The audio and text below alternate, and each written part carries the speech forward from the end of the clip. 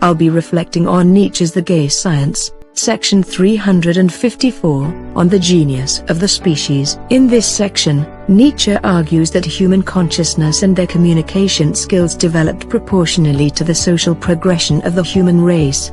He believes that in the early stages of humanity, man survived through animalistic instincts and had no need to communicate with one another. Over time, however, man reasoned that working together was more beneficial than trying to survive on one's own. It's hard for me to separate reason and consciousness in my head. To me, it seems like they should not be able to exist outside of one another. I would define reason as the ability to problem solve, and consciousness as the ability to recognize that there are problems that need solving. Nietzsche seems to define consciousness as the ability to express to others what problems they are having in hopes of solving them together. It almost seems as though consciousness and the ability to communicate are synonymous to him.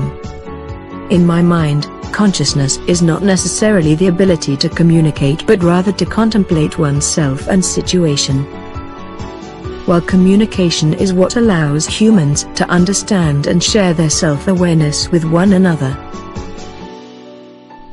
I think the hardest thing for me to wrap my head around about Nietzsche's argument is that I am uncertain of what I believe about evolution. What I mean by this is that I have always believed that God created man as a communal being, and that if a caveman stage exists in human history, then communication and consciousness would have played some role in creating community. I struggle imagining man in such an animalistic way as having no consciousness.